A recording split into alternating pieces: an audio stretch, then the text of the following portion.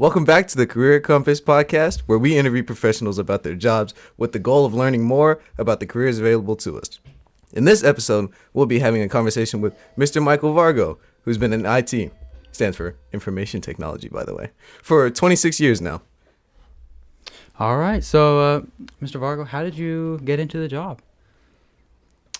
Hey guys, so glad to be here. And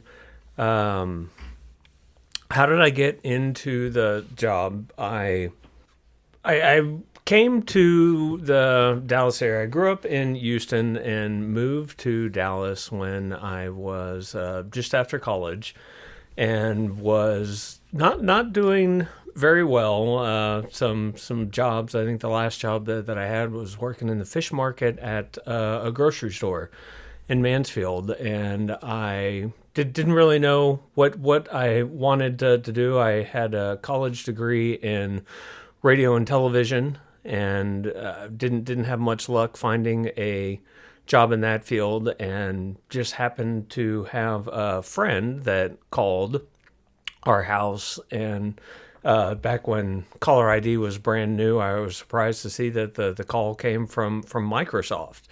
And friend was working there in customer service, and this was around 1996, and computers were really starting to boom. Windows 95 came out, and everyone was really excited about that. And there were lots of stories about Microsoft, what a great company that it was to work for. And so I looked into what the person who had called was doing at Microsoft, and turned out it was just customer service, but there was a office in Las Colinas. And so I had not any experience at all with computers. And I went to a friend's house who had a computer, and learned as much as I could in a day. And kind of funny that probably my best skill that I had was typing. I used to have typing classes in high school, and I could type really fast. And that was one of the requirements. You had to take a typing test, and had to answer some questions about computers. And so I did that, and I got a job as a kind of temporary person doing customer service for Microsoft, and then continued to study and get Microsoft certifications, and got hired on as a full-time employee with Microsoft. And my career progressed from there. 26 years now. I've been working at Microsoft, and have done a variety of different jobs that I imagine we can talk about as we go. Okay, and you said a friend just called you and asked, like... Well, it was just a family friend who called to talk to my roommate, and I noticed that they worked for Microsoft. So that was really the genesis of it, was finding out that Microsoft had offices and job opportunities locally, and so I pursued it. And you just started as like just a tech support, like... Well, even before that. So tech support is really what I do now, but then it was customer service. So it's when you call in and say, I have this problem, my internet isn't working on my computer, I need to talk to someone, and we're the one who gathered all the information from the person calling in, created a support case for them, and then routed them to the person to help them out. Okay. All right. Well, can you tell us about what your day looks like? Sure. So at this point, I've progressed on to the person that the cases get sent to. And a lot of that we used to do in customer service is automated now. But my day involves really generally fixing customers' problems. So I am on the Azure Backup and Recovery Services team, and the name is a little self-explanatory. We help customers back up their data to Azure. And if they need help recovering the data for whatever reason, then we do that too. There's a variety of different technologies that we support, pretty much any workload, VMs, SQL, migration, a number of things that you can do in Azure. We support protecting that data. Okay, and just to clarify, isn't Azure like a cloud service? Azure's a cloud service, so that is definitely the one of the newest things that's really booming in IT cloud services. Of course, even more recently, artificial intelligence. But don't deal with artificial intelligence support so much. There is some of that in our job and the tools that we use. But yes, Azure is a cloud service, and so instead of having a computer at your desk that you're using to run your operating system, that you can have a virtual machine in the cloud, or your whole infrastructure, all of the networking and other enterprise components can be run in the cloud instead of physical hardware. Okay, so you're helping people solve their problem with data being backed up. Correct. So if one of the things that we do is VM backups, and so in case you accidentally delete some data, your computer won't start. You have a backup of it that you can use so that you can continue working in the event of a disaster. Disaster recovery is the component that we support. And so if you're failing backups, there's a number of different reasons why the backups wouldn't work. You don't have the appropriate connectivity to reach the Azure services. You don't have the right permissions. There is some component installed in the operating system that is blocking you from being able to back up data. We gather logs. We contact the customer and look at the issue together with them and fix it so that they can get their backups working again. Okay, and you're at like a computer, I'm guessing, 100% of the time, really. We are now. Well, yes, I mean, we're always at a computer, but now I am a block away from the school at our house, working remotely 95% of the time. So I've worked at Microsoft for, I think mentioned, 26 years now, and probably for the first 20 years, it was always driving into the office every day and sitting at a desk, a cubicle with my teammates. But right before COVID, we started working from home more. Kind of funny, right before COVID, they wanted us to come back into the office, and then COVID happened and they sent us home again. Wow. So I work remotely, but sitting at a computer with headphones on like we are now and calling customers is the primary way that I help them, but also over email or Teams chat. So Teams is the tool that we use to make our phone calls to talk with customers, but also you can do remote desktop sharing. So that's the other thing that is a really great advancement in technology that's not real new, but is probably the last 10 years.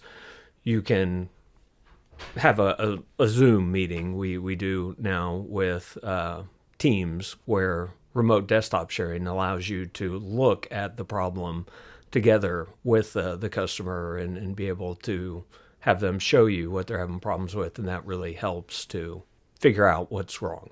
Okay, so I suppose like besides talking with the customer, you're looking at either like TeamViewer, seeing like what they're seeing, or you're in some kind of like control panel or like terminal. Like, what are you looking at exactly, on your screen?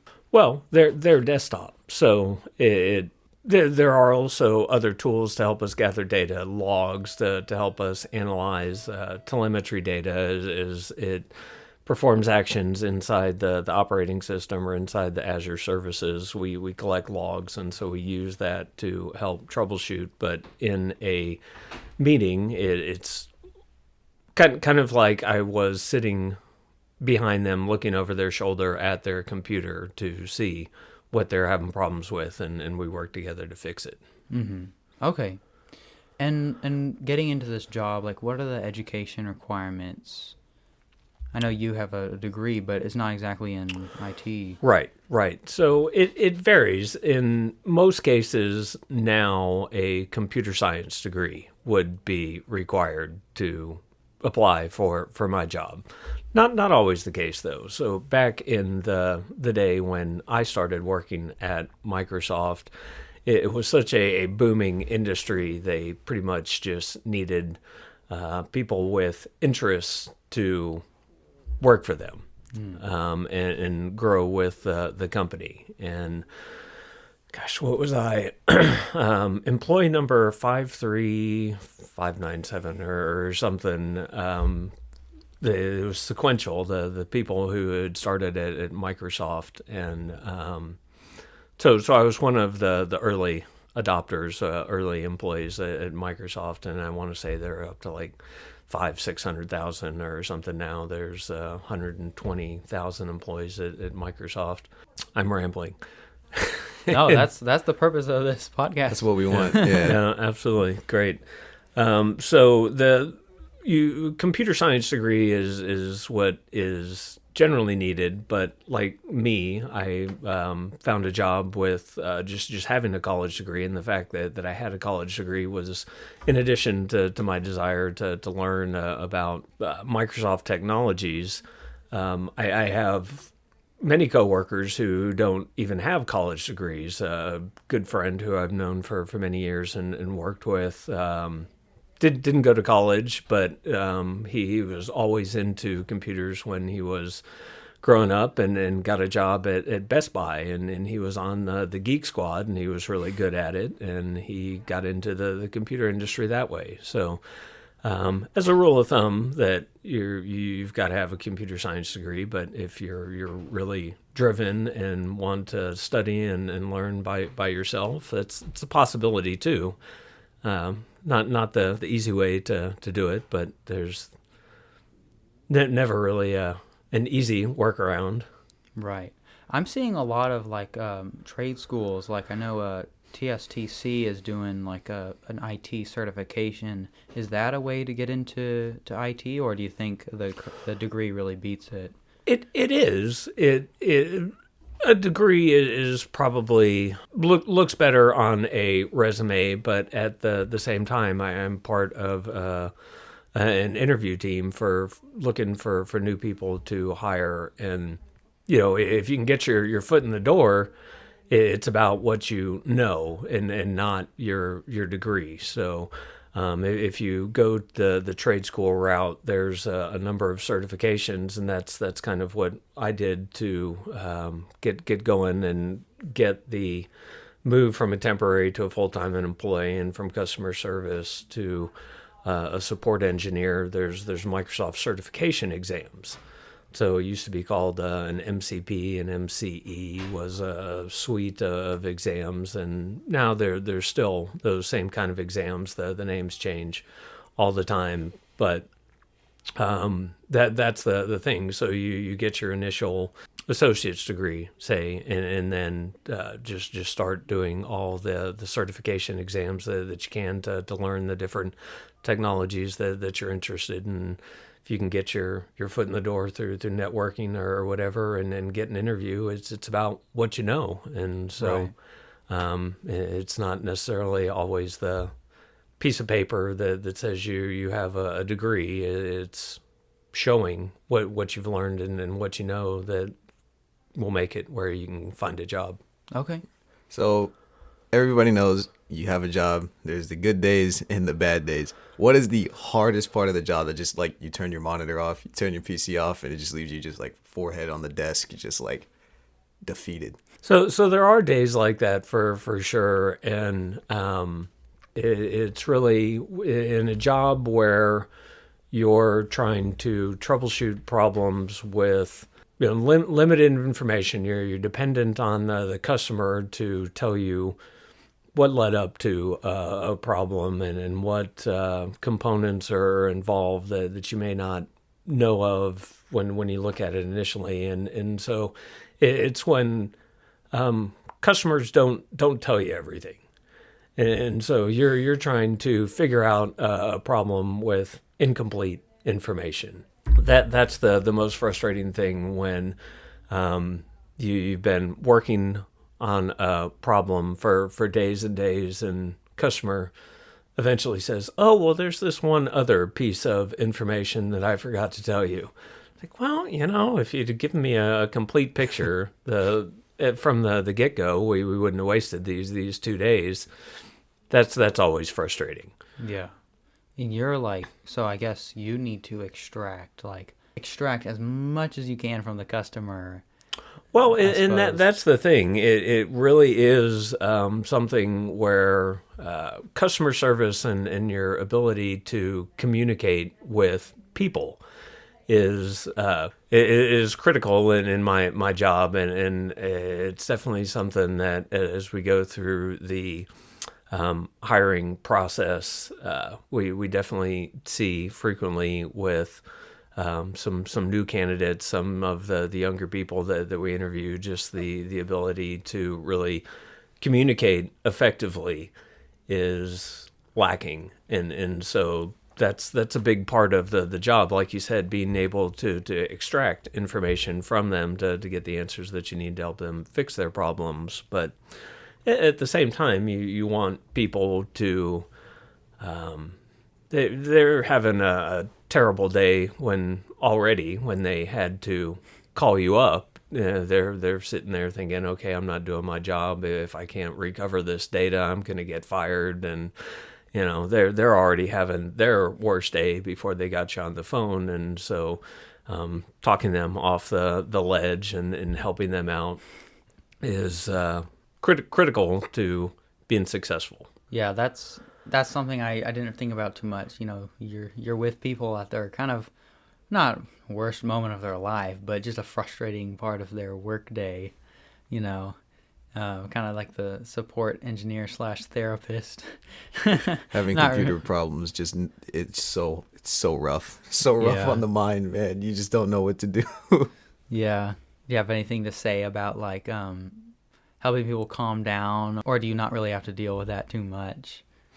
No, we do. It is frequently that's the first part of the interaction with a customer, and so the customers that we deal with at my level are the big customers. We work with Walmart, Coke, Home Depot, and any of the big banks, large government institutions all the time. The people with the big expensive contracts are the ones that get routed to my team. But it's not uncommon to get a case and get invited to a meeting where there are 20 people from the customer's company that are on yelling at you, wanting to know why our products don't work and you need to fix it right away.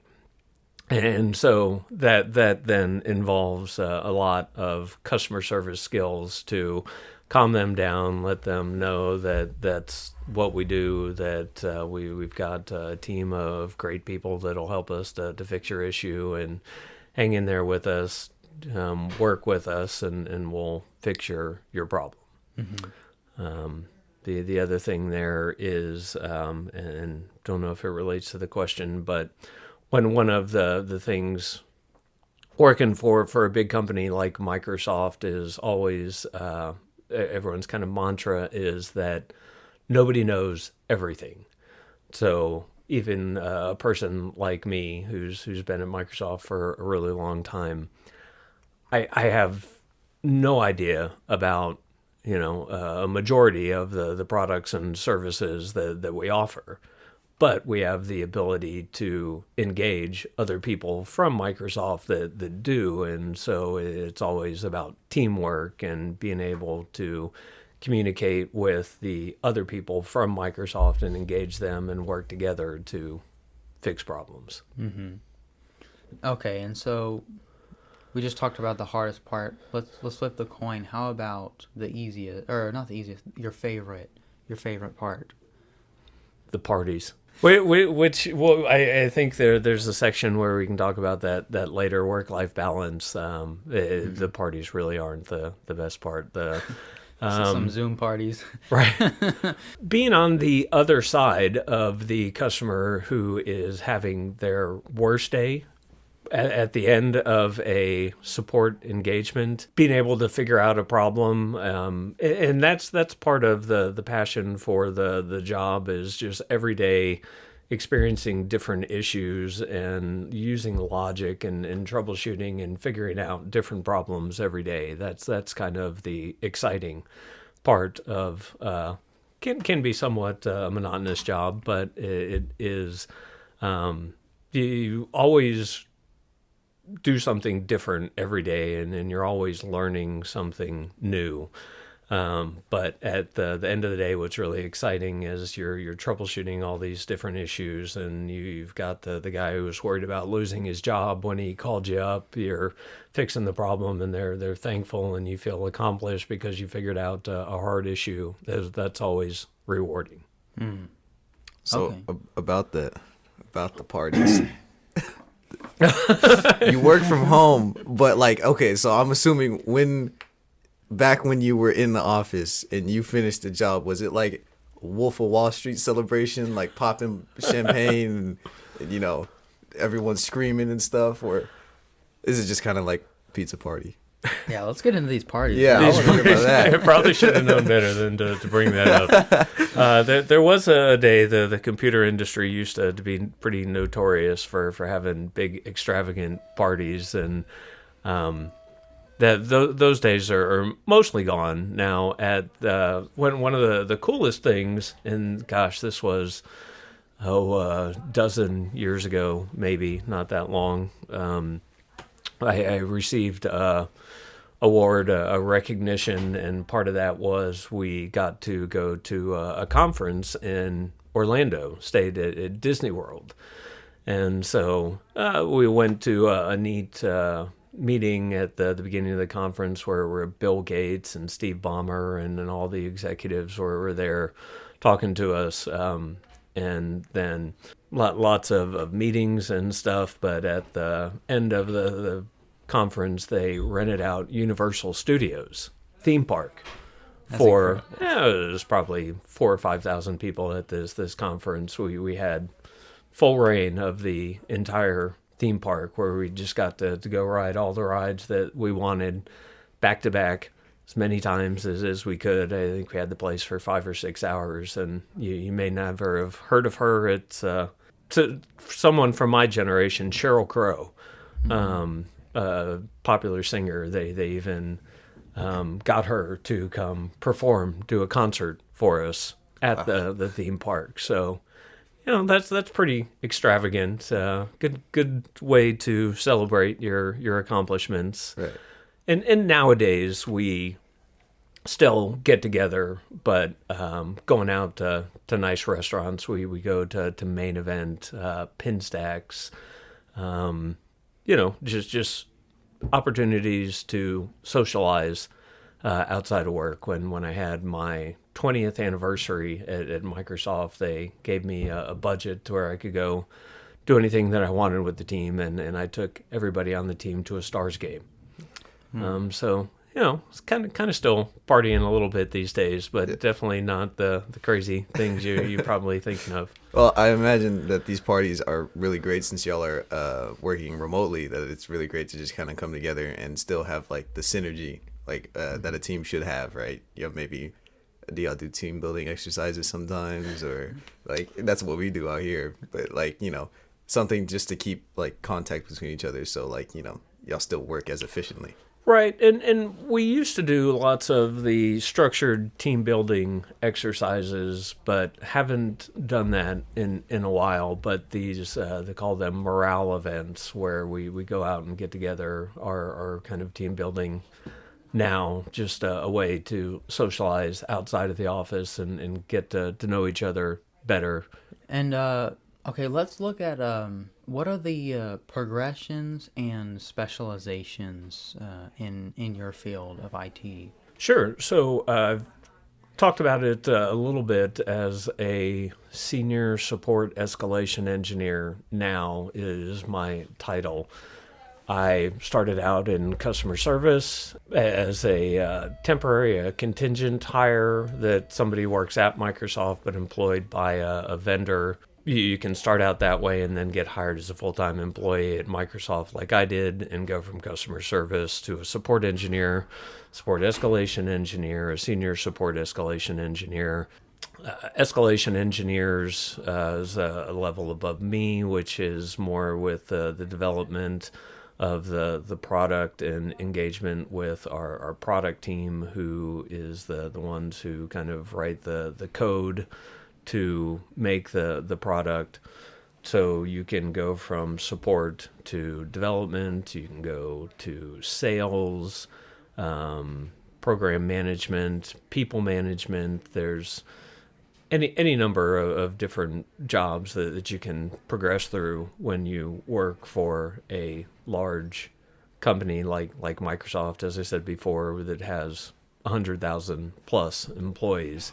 You name it. There's a career field for you at Microsoft. But in the support engineer role, I have done the setup installation field, networking, Active Directory. Now I'm in Azure Backup and Recovery Services. There's security, database deployment and administration, web apps. You name it. There's also roles where you're have contracts with different customers, and you go to their site on a regular basis. I did that for a couple years, where you're traveling around the company to actually help the customers. And we don't do that as much as we used to after the last couple of years, where more people work remotely, but that's another option too. So it's the great thing, and something I've always taken advantage of. If you work for a big company like that, there's always opportunities for advancement, upwards or sideways, to keep learning new stuff and be excited and not get bored. Mm-hmm. Great. So when you're working, a lot of people have a lot of good stories that come along, especially since you've been working for so long.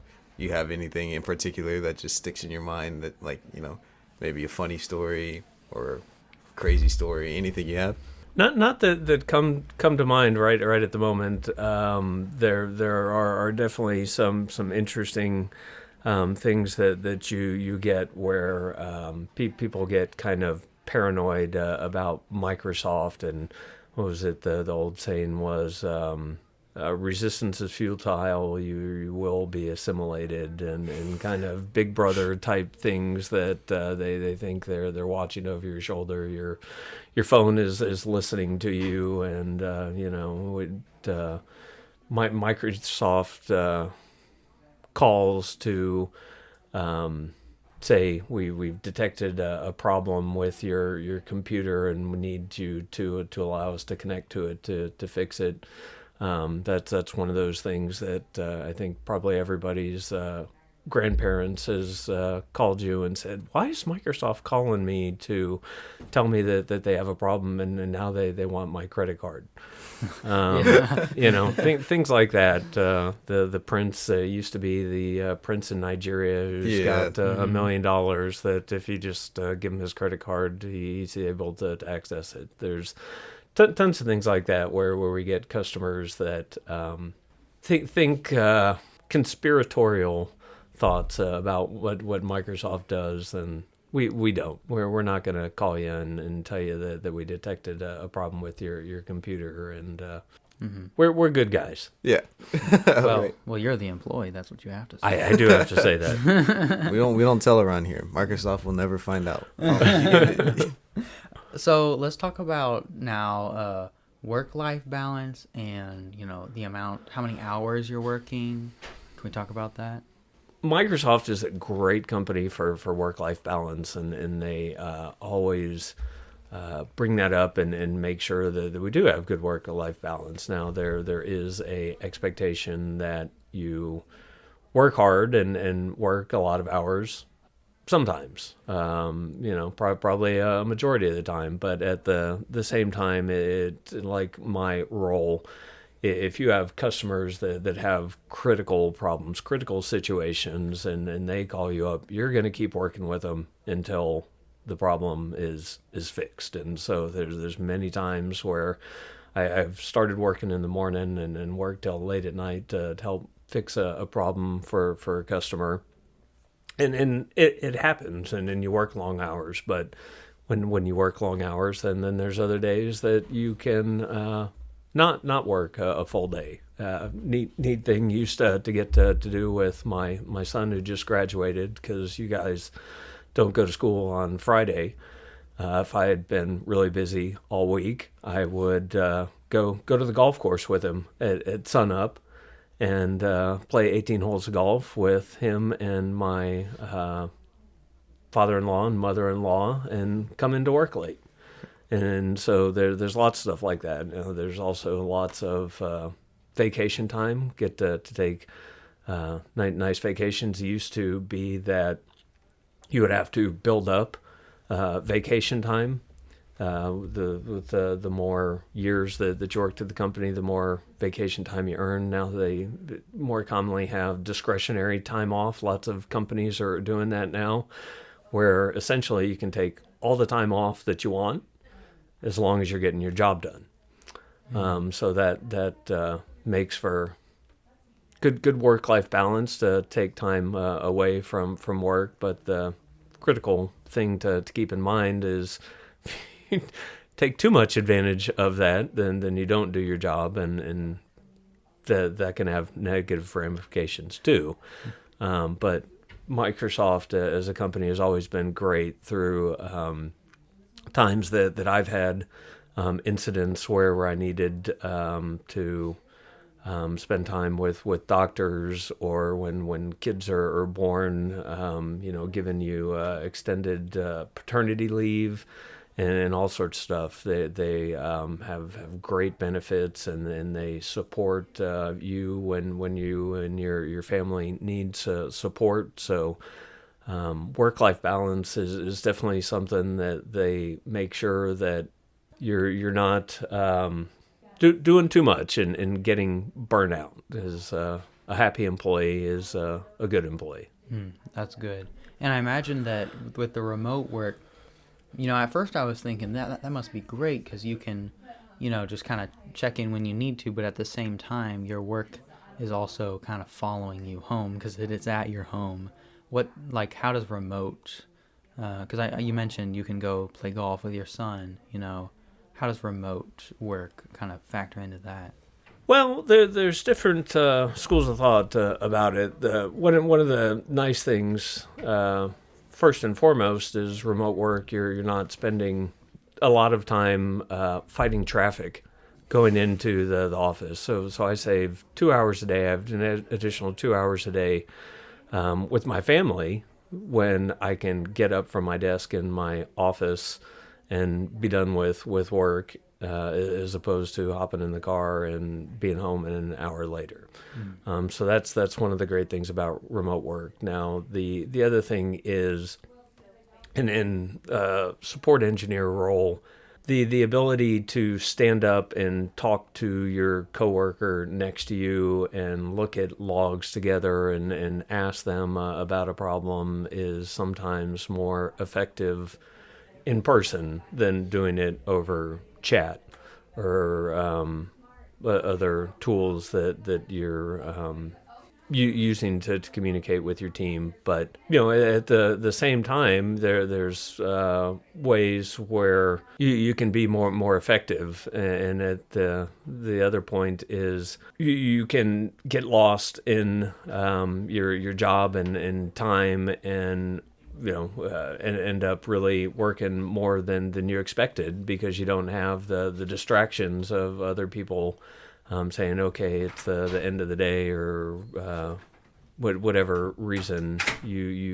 People tend to think they're more effective working remotely than having all the distractions at the office. It's really each person thinks of it differently, but I really appreciate the working remotely. But we do go into the office occasionally. Every other Wednesday, we're supposed to meet together as a team, and so we do on occasion. But remote work has been a blessing. Good. So, do you ever get? Is there any time where you're like bored of anything or tired of anything, or do you just really actually just enjoy this? Like, this is your. Sure. I get bored, and it's not like kind of a dream job of mine, which I actually got to do.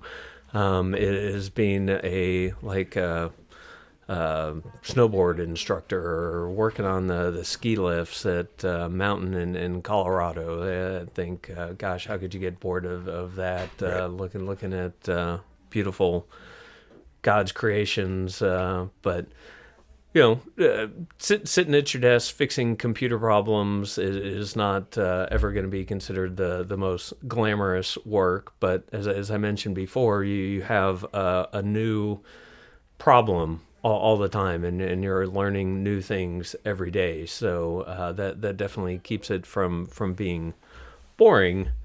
But I always hear the statement that if you're passionate about your job and what you do, you'll never work a day in your life. I've never really bought that.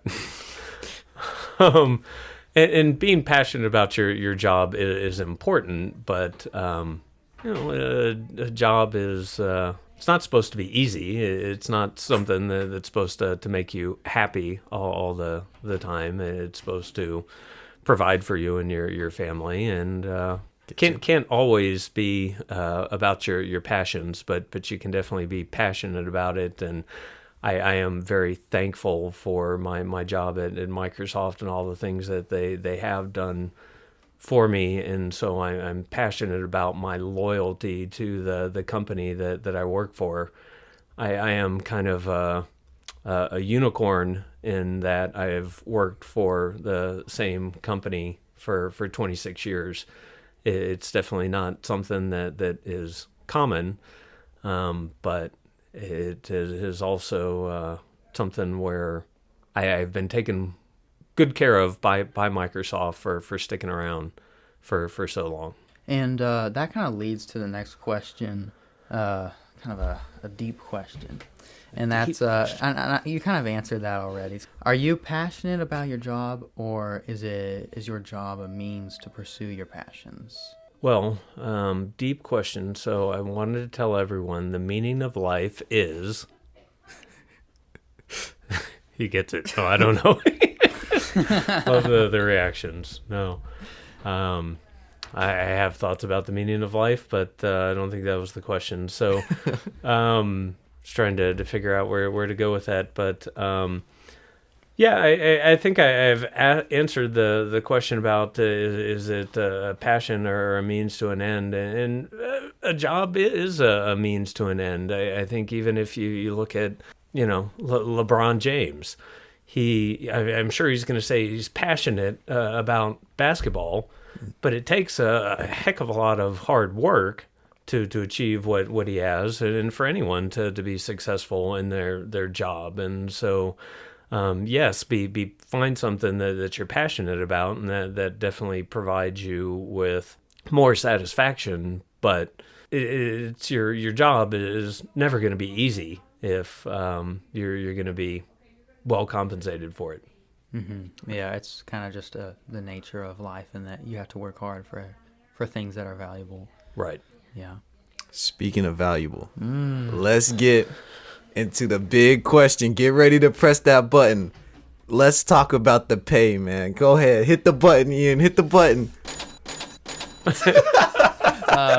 What kind of spectrum of pay can you expect in IT? Let's talk about like intro all the way up to more senior positions. So, in IT is such a big field. Someone doing my job starting out can expect to probably get close to $100,000 a year starting out. And it depends on what you're doing. So, working for a small company, just making sure that their computers are running and networked is probably not as much. If you're graduating with a computer science degree and you're helping to develop products, I saw a video recently talking about people who are new to the field with a couple of years of experience. You can be making close to $200,000 to $400,000. Depending on what you do and how good you are at it, like anything else. But so there's a wide range, but I think most of the people that work in positions similar to mine, starting out, like I said, under a little under $100,000 a year, up to close to $200,000 a year. The other great benefit, especially Microsoft recently, which is just now last week became at least temporarily the largest company per market capitalization. If you can work for a company that has stocks, publicly traded stocks, and the stock market goes up, that can put a lot of extra money in your pocket too. And so that's always something to consider. There's trade-offs if you can get benefits like that versus a high salary, or both of them, even better. Mm-hmm. And starting off at at six figures, that's relatively on average. That's relatively high. Why does it start like that?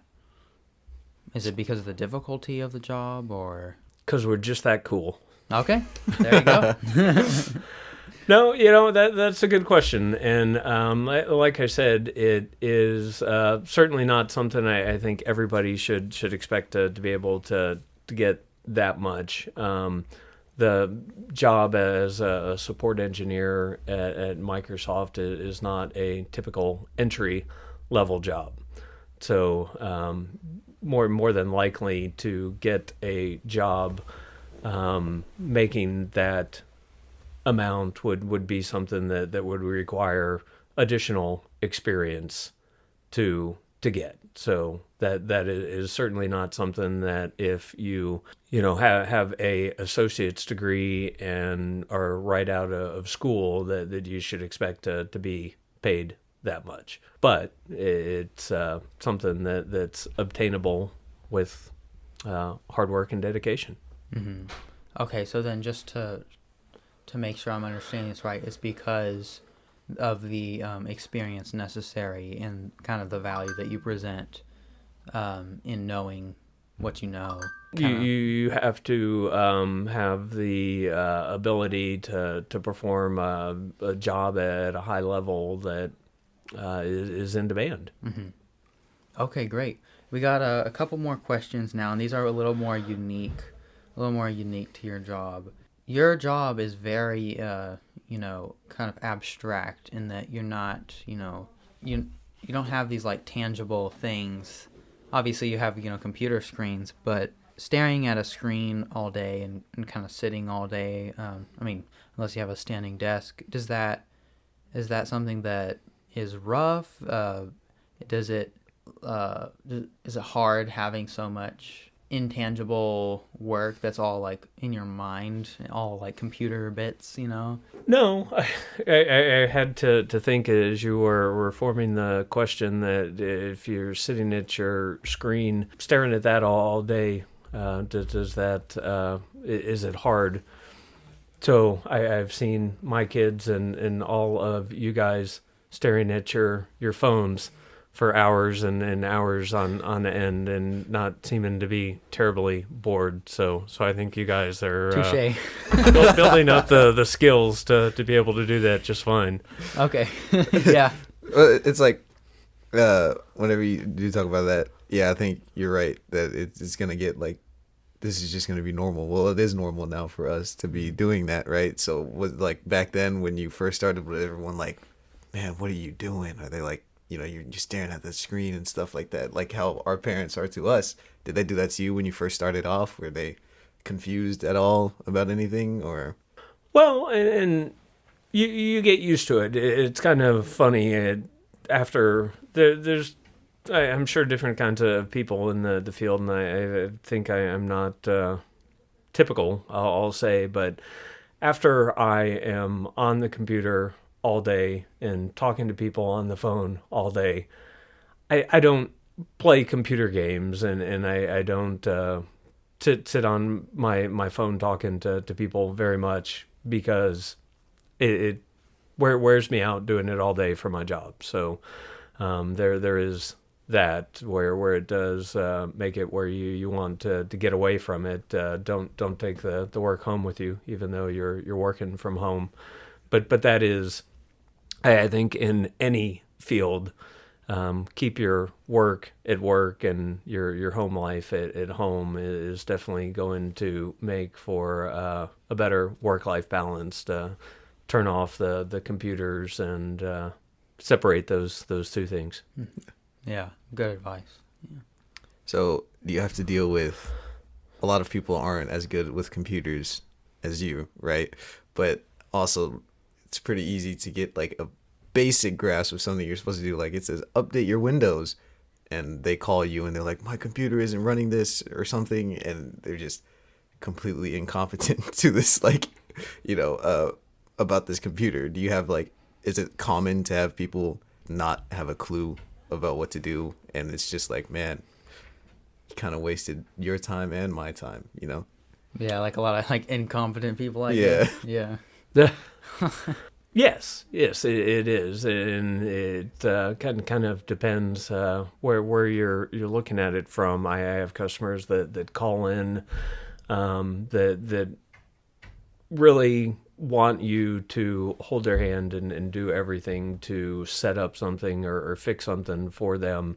And you try to give them guidance and tell them this is the way that you can do it. You can do it all by yourself, and they insist that you do everything for them, and so that happens. It's definitely not common, but at the same time, at kind of a more personal level, when you mention that you're a support engineer, you're in IT, invariably somebody names will not be named, but even in this room earlier, they said, gosh, I've got a computer problem that I need you to work on. Or somebody's parents or grandparents that have issues that you need to fix for them. Couple of great stories. My wife ended up spending hours, and this was many years ago when we first started getting into computers, trying to walk my father through how to copy and paste to a removable drive on his computer, and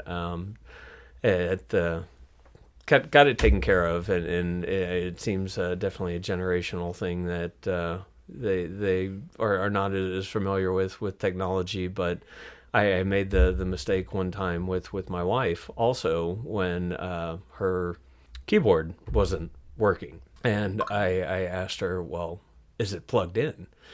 And so it is something that is a progression. There are steps that you perform as you're troubleshooting anything. And so the first thing that you ask in a customer or in a scenario is like that is it plugged in? Yeah. And to this day, this was probably 20 years ago when this incident happened. She reminds me, do you really think I'm that much of an idiot to ask me if it's plugged in that I didn't check that first? So be careful. Our customers like, do you think I'm stupid or something? Like, Right. no, everybody makes mistakes. So that was a perfect segue into this next question, which is really silly. But does unplugging something and plugging it back in, does that work? If so, how? Like, do you ever tell your like person, oh, something's not working? You just like plug it, take it out, put it back in, and does it work? Or is like that just like restart your computer? Yeah. Like, that's what we tell our parents sometimes, like unplug it and plug it back in, and then the TV works again. Yeah. It's just like stuff like that. Does that ever happen? It does. It's not typically a long-lasting solution. So I've got a couple of cases I can think of where we reboot the computer and it fixes the problem. So why does that happen? So like installing an application. Azure Site Recovery is a product that we support, and it's got an agent, some software you install on a computer that allows it to connect to a appliance that sends data to Azure. And when you install that agent, a reboot is required when you upgrade, not when you do the initial install. And so there are some times where installing software requires a reboot, and if you're not aware that it needed a reboot and then you do it and then the software starts working, that's a logical reason why a reboot fixes a problem. At the same time, I've got other issues that I'm working on right now where you reboot the computer and it fixes a problem for a couple days, and then the problem comes back. And so those are a little harder to troubleshoot, but typically that's a process that's running in there that's causing a memory leak or something, that it eventually consumes so many resources that it causes problems for services on the computer, and you reboot and it goes away. But you're not addressing the root problem. Right. So it depends. Rebooting is typically something that's a troubleshooting tool as opposed to a permanent fix. Right. Mm-hmm. Okay. All right, last question. What would you recommend? What would you tell someone that's interested in IT? Do it. It's a great job. It's been a great job for me. It is something where you do have to be driven to learn. The great thing about IT is it is always changing. And so it does keep your job interesting in that you continue to learn new things every day, but at the same time, you're going to have to also never stop studying. I took a Azure certification exam about artificial intelligence, learning some introductory information about artificial intelligence a couple of months ago.